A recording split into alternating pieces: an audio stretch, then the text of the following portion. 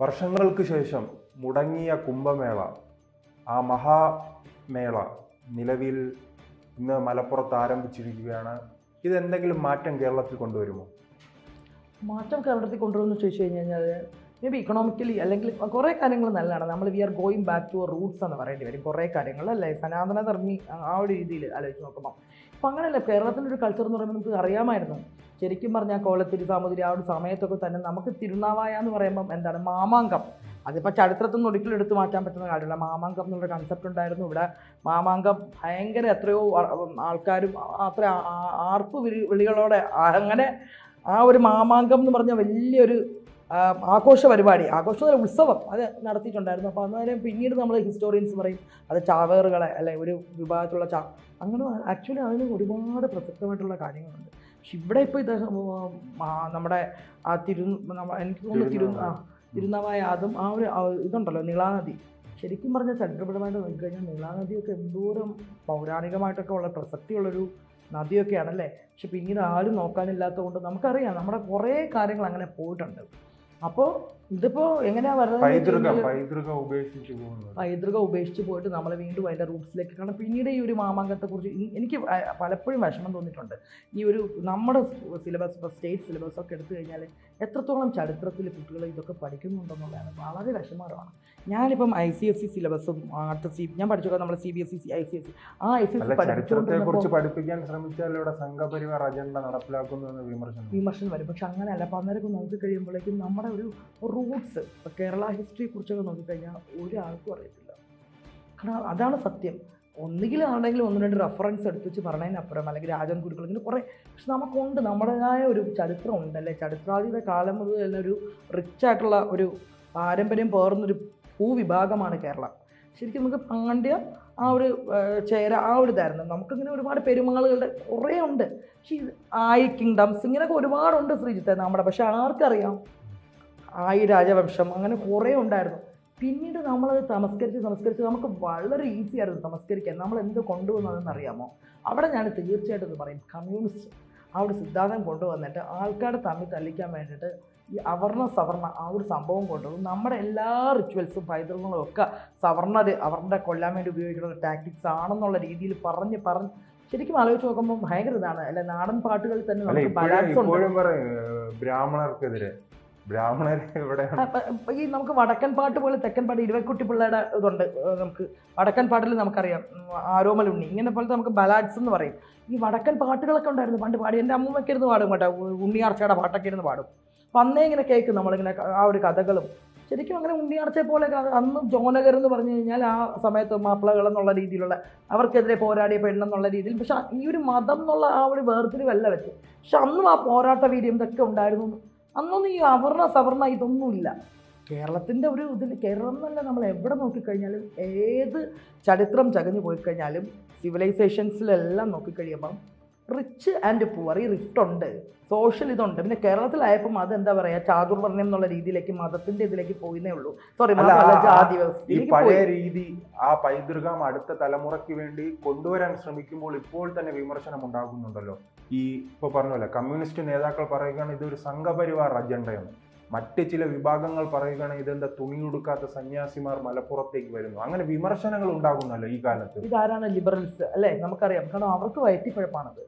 കൃത്യമായ അജണ്ടയുണ്ട്. കാരണം ഇങ്ങനെ കുറച്ച് ഇടയ്ക്കൊരു സംവാദം ഉണ്ടായിരുന്നു. അത് പൊളിച്ച് കയ്യിൽ കൊടുത്തിട്ടുണ്ട് ശ്രീജിത്ത് പണിക്കർ. എനിക്ക് നല്ല ഓർമ്മയുണ്ട്. നല്ലൊരു ഇതായിരുന്നു അല്ലേ. ശ്യാംകുമാർ, അത് നമുക്ക് പറയാം. അതാണ് പറഞ്ഞത് അജണ്ടാസ് ഉണ്ട്. ശ്യാംകുമാറിനെ പോലെയൊക്കെയുള്ള സംസ്കൃതം അത്യാവശ്യം അറിയാവുന്ന ഒരാളാണ് അയാൾ. പക്ഷേ അയാൾ എന്ത് പറയുക, സംസ്കൃതത്തിൻ്റെ നമ്മുടെ പുരാണങ്ങളിലും ഇതിഹാസങ്ങളിലും ഉള്ളത് കൃത്യമായിട്ടുള്ള ദളിത് വിരുദ്ധമായിട്ടുള്ള കൾട്ടുകൾ എടുത്തുകൊണ്ട് വരും. അവിടെ ശ്രീരാമനെ അദ്ദേഹം വേറെ രീതിയിൽ റെപ്രസെൻറ്റ് ചെയ്തിട്ട് അവിടെ ഗുഹൻ എന്നുള്ള ക്യാരക്ടറിനൊന്നും കൊണ്ടുവരത്തില്ല. മനസ്സിലാവുന്നുണ്ടോ? ഇത് എല്ലാത്തിലും അങ്ങനെയാണ്. ഇത് മൊത്തത്തിൽ ഇവർക്ക് ആവശ്യമുള്ള മാത്രം അതിൽ നിന്ന് ആ കണ്ടസ്റ്റ് മാത്രം എടുത്തിട്ട് ഇവിടെ എപ്പോഴും അവർ പർവ്വതീകരിക്കാൻ ഇല്ല എന്നല്ല, ഉണ്ടായിട്ടുണ്ട്. ഞാൻ ചോദിക്കുന്നത് ഇപ്പോഴും ഇല്ലേ റിച്ച് ആൻഡ് പുവർ തമ്മിലുള്ള റിഫ്റ്റ്? നമ്മളിപ്പോഴും ഈ അവർണ സവർണ എന്ന് പറയുന്നുണ്ട്. ഈ സവർണർക്കിടയിൽ തന്നെ കൂടിയ കാശുള്ള നായൻ കാശില്ലാത്ത നായനെ പുച്ഛമായിട്ടാണ്. എവിടെ അങ്ങനെ തന്നെയല്ലേ സെലിബ്രിറ്റി സ്റ്റാറ്റസ്? കാശുള്ളവൻ കാശ് എവിടെയാണ് അതില്ലാത്തത്? ഈ ഒരു റിഫ്റ്റ് തന്നെയായിരുന്നു പണ്ടും ഉണ്ടായിരുന്നത്. പിന്നെ അന്ന് അത് പറയുമ്പോൾ മാടമ്പി സിസ്റ്റമായിരുന്നു. അങ്ങനെയൊക്കെയായിരുന്നു. പിന്നെ അന്നും ഇതുപോലെ കവിതകളൊക്കെ ഉണ്ടായി.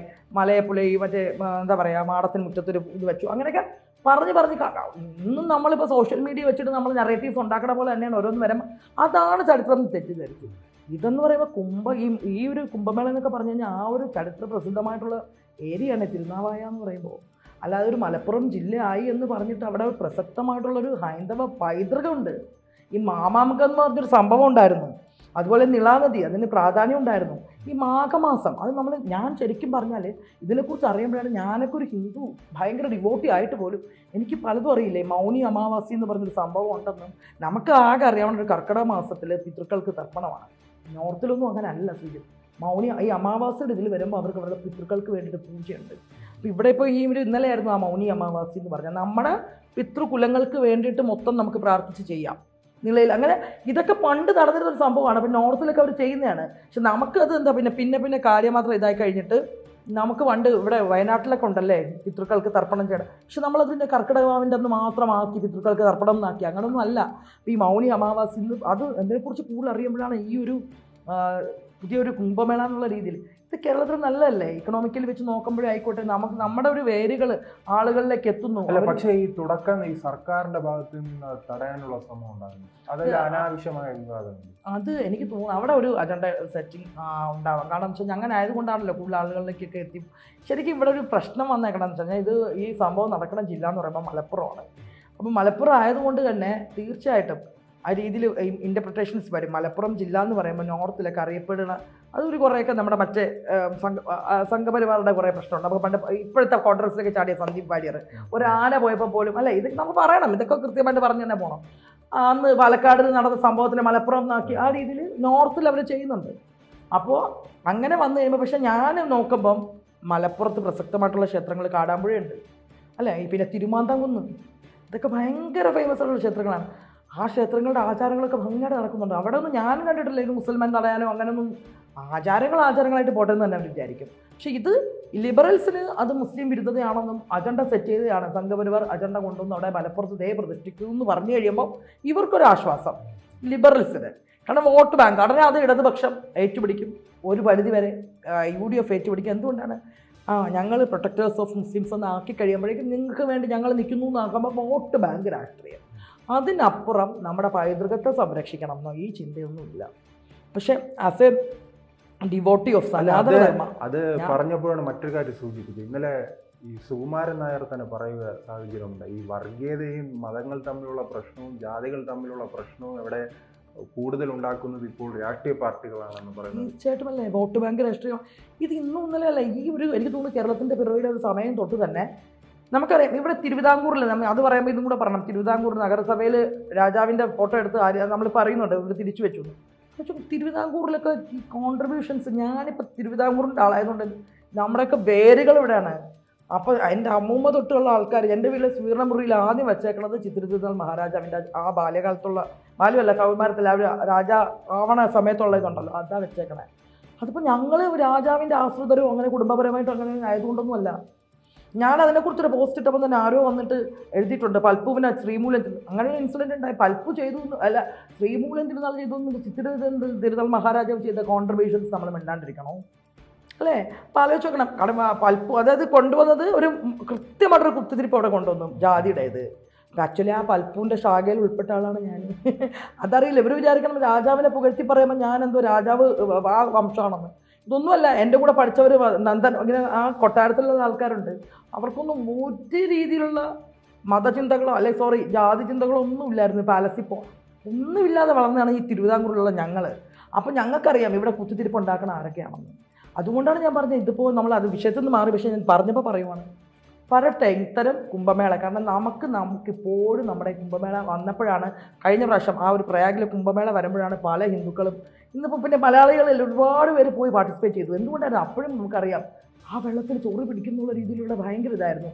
വിനീതാന്ന് തോന്നുന്നുണ്ടല്ലോ ഒരു ഫുട്ബോളർ, ഇവിടെ മസ്തിഷ്ക ജ്വരം ഉണ്ടായി. ആമഴഞ്ചാം തോടിൽ ജോയി വീണ് പുഴുത്ത് നാറിക്കിടന്നു. ഈ നഗരത്തിൻ്റെ ഹൃദയഭാഗത്തൂടെ കൂടെ മാലിന്യപ്പുഴ പാർവതി പുത്തനാറ് എന്ത് ഭയങ്കര നമ്മുടെ ഗതാഗത ഏറ്റവും ഇതായിരുന്നു അല്ലേ. വാട്ടർ ഇതിൻ്റെ രാജാവ് തിരുവിതാംകൂർ മഹാരാജവംശത്തിൻ്റെ മെയിൻ ഇതായിരുന്നു നമ്മുടെ പാർവതി പുത്തനാറും അതുവഴിയുള്ള ഗതാഗതം. ഇത് ഇന്നവിടെ ഉണ്ടോ? അത് ഇത്രയും രാഷ്ട്രീയ പാർട്ടികൾ വന്നല്ലോ, ഈ ട്രിവാൻഡ്രത്ത് എന്ത് ചെയ്തു? മാറി മാറി അവർ ഭരിച്ചില്ലേ? ഈ പാർവതി പുത്തനാറിനെ ഒന്ന് സംരക്ഷിക്കണം എന്നവർ ചെയ്തോ? നമ്മുടെ പൈതൃകങ്ങളെ എങ്ങനെയൊക്കെ നശിപ്പിക്കാമെന്ന് മാത്രമാണ് ഈ ഭരിച്ചുകൊണ്ടിരുന്ന പ്രത്യേകിച്ചും ഇടത് സർക്കാർ ശ്രമിച്ചിട്ടുള്ളത്. ഞാൻ പറഞ്ഞ ഇങ്ങനത്തെ പഴയ ആചാരങ്ങൾ എന്നല്ല പറയുന്നത്, ഇങ്ങനെയുള്ള പൈതൃകങ്ങളായിട്ടുള്ള നമ്മുടെ സംഭവങ്ങൾ, ഉത്സവങ്ങളൊക്കെ വരട്ടെ. ആർക്കാണ് വിഷമം? ഇതിൻ്റെ പേരിൽ എന്താ അവിടെ സംഭവിക്കണേ? കുറേ ആൾക്കാർ സന്യാസിമാർ വന്ന നിളയിൽ പ്രാർത്ഥിച്ചു പോയി എന്ന് പറഞ്ഞ് ഇവിടെ എന്താണ് സംഭവിക്കാൻ പോണത്? ഒന്നുമില്ല. പക്ഷേ പുതിയ ജനറേഷൻ ഇതൊക്കെ നമുക്കുണ്ടായിരുന്നു. ബാക്ക് ടു അവർ റൂട്ട്സ്, അത് സത്യം തന്നെയാണ്. അതിലേക്ക് നമ്മൾ തിരിച്ചു പോകണം. ബാക്ക് ടു അവർ റൂട്ട്സ് നമ്മൾ തിരിച്ചു പോകണമെന്ന് പണ്ടത്തെ ആചാരങ്ങൾ കൊണ്ടുവരണമെന്നാണ്, അനാചാരങ്ങൾ തിരിച്ചു കൊണ്ടുവരണമെന്നല്ല അതിൻ്റെ അർത്ഥം. പക്ഷെ ഒരു പരിധി വരെ നമ്മുടെ ഒരു മതം ശരിക്കും ഞാൻ ആലോചിച്ച് നോക്കിയിട്ടുണ്ടല്ലേ, ഇനിയുള്ള ജനറേഷനൊന്നും നമ്മുടെ മതത്തിനെക്കുറിച്ച് പല കുട്ടികൾക്കും അറിയില്ല. എൻ്റെ ഒരു കുട്ടിക്കാലത്തൊക്കെ അമ്പിളിയമ്മാവനൊക്കെ വായിക്കും, പുരാണങ്ങൾ കാണും.